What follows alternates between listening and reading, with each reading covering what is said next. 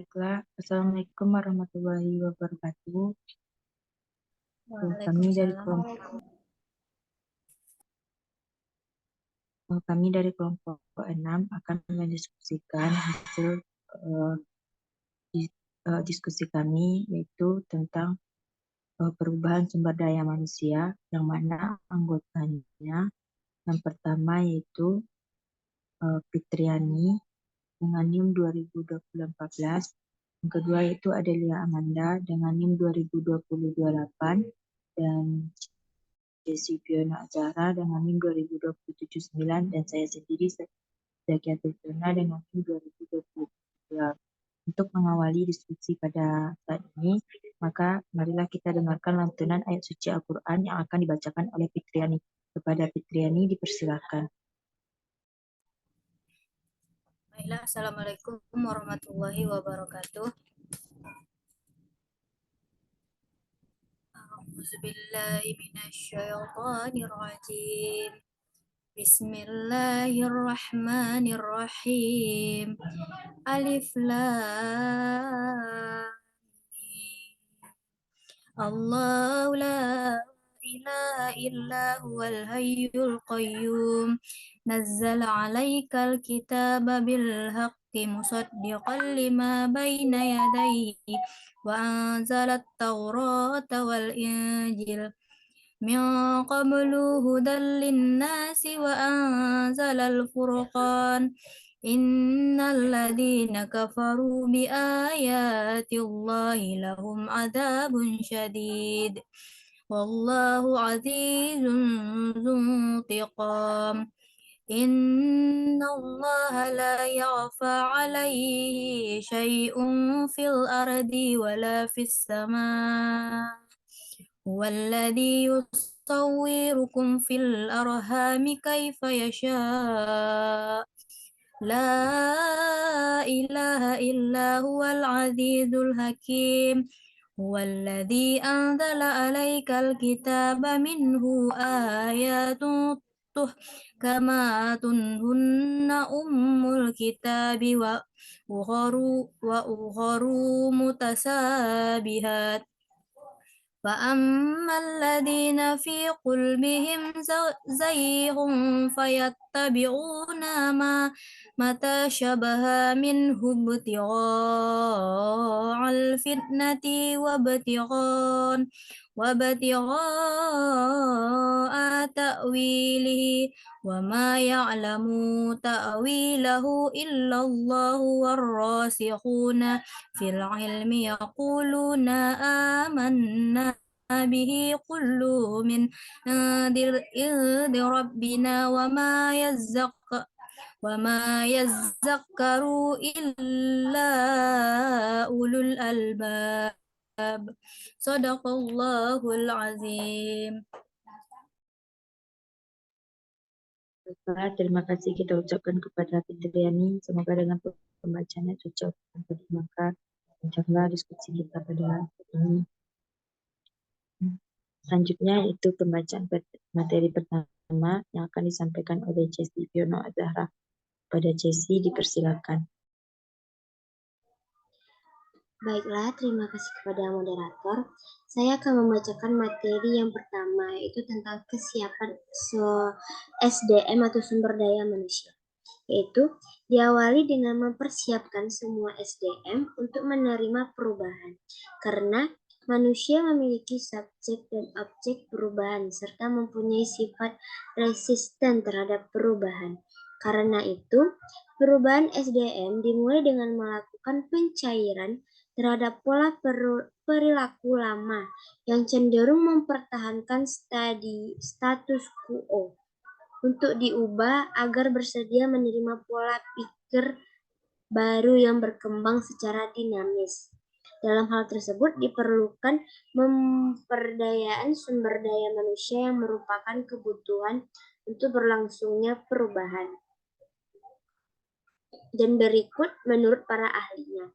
Yang pertama, menurut Profesor Dr. Anis Jiptono MBA pada tahun 2020, kesiapan untuk berubah adalah kemampuan untuk menerima perubahan dan kemampuan untuk beradaptasi dengan cepat terhadap lingkungan bisnis yang terus berubah. Untuk mencapai kesiapan untuk berubah, seseorang harus memiliki kemampuan untuk mempelajari hal-hal baru, berpikir kreatif, serta mampu bekerja secara tim.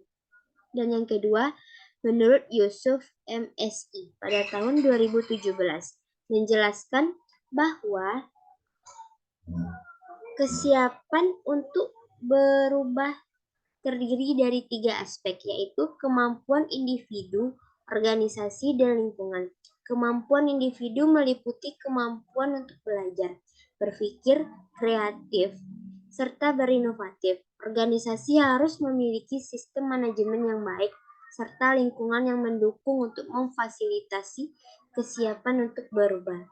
Dan yang ketiga, menurut Dr. Randes Yusuf Irianto MSI pada tahun 2018, kesiapan untuk berubah melibatkan kemampuan individu dan organisasi dalam menghadapi perubahan dan beradaptasi dengan cepat. Kesiapan untuk berubah juga terkait dengan kesiapan dalam mengambil risiko serta kemampuan untuk melakukan inovasinya. Baiklah, itulah materi yang bisa saya sampaikan. Saya kembalikan kepada moderator. Baik, terima kasih moderator. Terima kasih Kesti.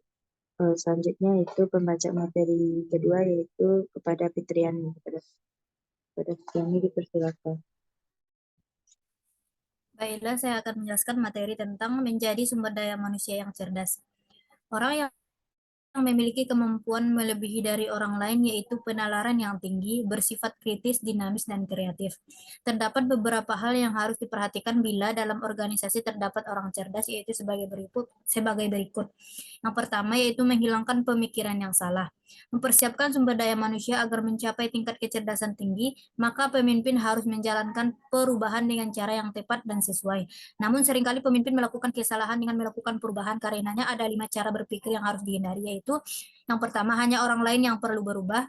Yang kedua, perubahan harus dipaksakan. Yang ketiga, waktu terbaik adalah pada saat krisis. Yang keempat adalah perubahan untuk menutupi kinerja buruk. Yang kelima adalah uang adalah motivator yang paling efektif. Selanjutnya, hal yang perlu diperhatikan dalam organisasi yang kedua adalah yaitu yang kekuatan pendorong sumber daya manusia yang cerdas. Kebanyakan orang cerdas merasa bahwa mereka telah mengetahui, mendengar, melihat, dan mempunyai pengalaman dan pernah mencoba perubahan sebelumnya. Orang-orang yang cerdas memiliki 5 karakteristik yang mempengaruhi cara berpikir mereka dan bertindak. Kelima tersebut yaitu berpengalaman, pendidikan, keahlian, prestasi unggul, dan kemampuan natural. Selanjutnya yang ketiga adalah mengelola orang cerdas. Sukses yang telah dicapai oleh orang cerdas merasa puas terhadap dirinya dan karena dorongan kebutuhan melebihi keahlian di bidang tertentu. Maka orang cerdas menjadi sangat sempit atau secara mikro dalam pandangannya dan gagal mendapat gambaran yang lebih luas atau makro. Untuk membujuk orang cerdas untuk berubah perlu strategi yang cerdas dengan cara yang paling efektif. Selanjutnya, mencapai keunggulan.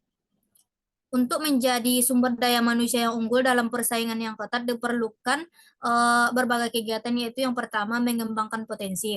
Untuk mencapai keunggulan, pemimpin mengembangkan potensi semua orang yang ada di dalam organisasi dengan langkah-langkah yang sebagai berikut, yaitu membangun atribut kunci, yaitu ambisi, visi, percaya diri, keberanian, mengambil risiko, dorongan dan energi, semangat bersaing, kritik diri, dan kepemimpinan. Yang selanjutnya itu membangun percaya diri. Yang selanjutnya mengambil risiko, yang selanjutnya mengembangkan dorongan, memimpin dengan efektif dan mengejar keunggulan. Selanjutnya yaitu yang kedua adalah memperbaiki keterampilan.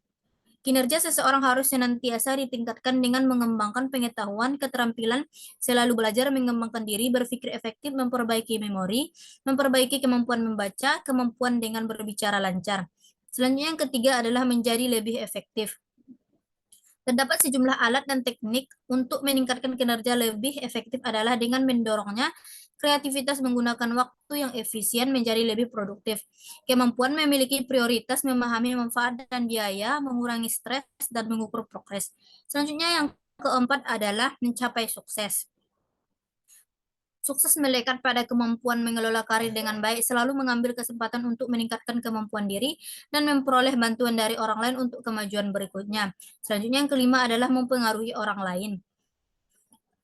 Mempengaruhi orang lain agar menerima sudut pandang, gagasan, dan rencana aksi adalah sangat penting untuk mencapai sukses. Bila dilakukan negosiasi, harus mempunyai gagasan mengenai hasil optimal yang diinginkan, hasil yang diharapkan, dan hasil minimal yang dapat diterima.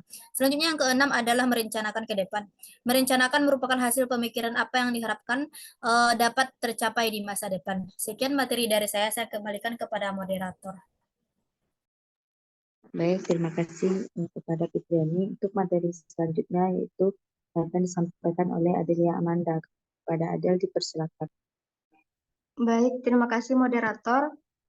Materi selanjutnya yaitu terkait dengan pelibatan dan pemberdayaan karyawan atau PPK. Di sini yang mana yang harus diperhatikan yaitu pelibatan karyawan adalah suatu proses untuk mengikutsertakan karyawan pada suatu tingkatan organisasi dalam pembuatan keputusan dan pemecahan masalah.